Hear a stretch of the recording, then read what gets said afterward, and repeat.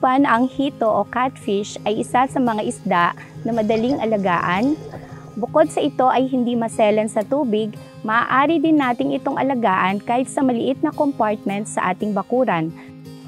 Ngayon ay ituturo namin sa inyo ang wastong pamamaraan ng pag-aalaga ng hito sa concrete tanks.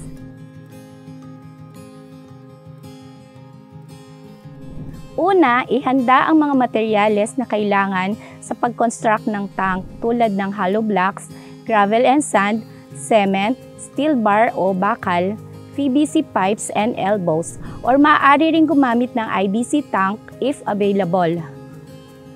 For this video, ang gagamitin natin ay circular tank na may sukat na 4 meters diameter by 1 meter depth.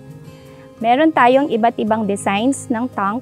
Merong circular, rectangular, at meron ding nabibili na readily available tanks made of IBC materials and PVC materials or yung tinatawag na trapal.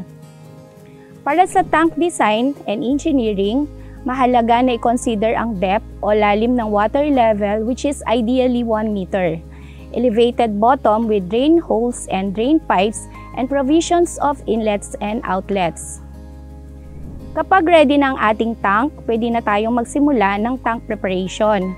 Ito ay ang paraan na ihahanda na natin ang ating tank for fish culture. For newly constructed tank, kailangan munang lagyan ng tubig ang tangke at hayaan ng 3 hanggang 5 araw upang matanggal at mahugasan ang mga toxic chemicals na galing sa materyales na ating ginamit.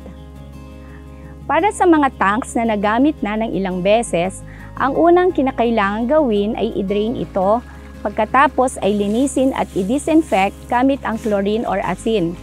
Para sa dosage ng chlorine, ang ginagamit ay 1 mg kada litro ng tubig at kung asin naman ay 3 mg to 5 mg kada litro ng tubig.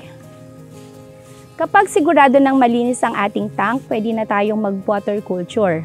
Ang indication na pwede na maghulog ng similya ay kapag may mga nakikita ng nabubuhay na insekto tulad ng kitikiti sa ating tubig. Ibig sabihin ay kaya nang bumuhay ng mga aquatic organisms ang ating tubig. Ang initial na lalim ng tubig sa paghahanda para sa stocking ay 30 cm. Hindi kinakailangang malalim upang mas madali nating mamonitor ang mga similya na ihuhulog natin. Ang ideal size ng hito fingerlings ay 2 to 3 inches upang masiguro ang mataas na survival rate at mapaikli din natin ang ating culture period. During the culture period, mahalaga na isaalang-alang din ang maayos na water management, tulad ng pagdadagdag ng tubig sa ika-30 araw ng ating culture to 50 cm water level, hanggang sa umabot ito ng 1 metrong lalim sa ika-2 buwan ng pag-aalaga hanggang bago ito mag-harvest.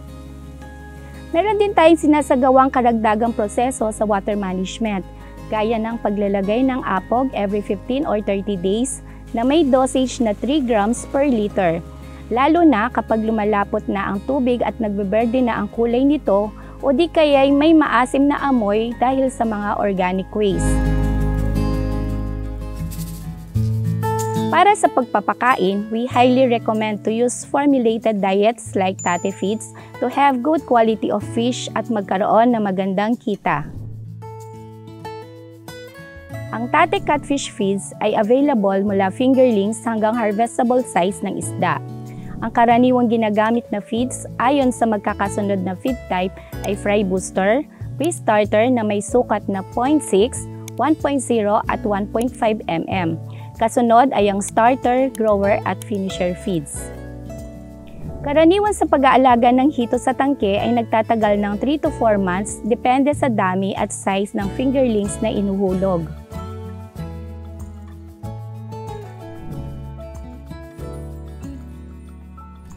May 2 proseso tayo ng pag-harvest. Ito ay ang selective harvesting kung saan pinipili lang natin ang mga good size gamit ang sorting table. Karaniwang ginagawa ito sa DOC 75 kung saan may pailan-ilan na ring malalaking hito na tinatawag na shooters or fast-growing fish. Ang isa namang pamamaraan ay ang total harvesting kung saan hinuhuli ang lahat ng stock upang ibenta at makapaglagay uli ng panibagong aalagaan. Sa ating circular tank na may 4 meter diameter by 1 meter depth, ang ating inihulog na similya ay 3,000 pieces or may stacking rate na 240 pieces per cubic meter. Sa 72% na survival rate, tayo ay nakapag-harvest ng 756 kilos at nagpakain ng 1,200 kilos or 45 bags of feeds. Ang total production cost ay 59,875.20 at may gross sales na 75,600. Ang kabuang kita sa isang tank ay 15,724.80.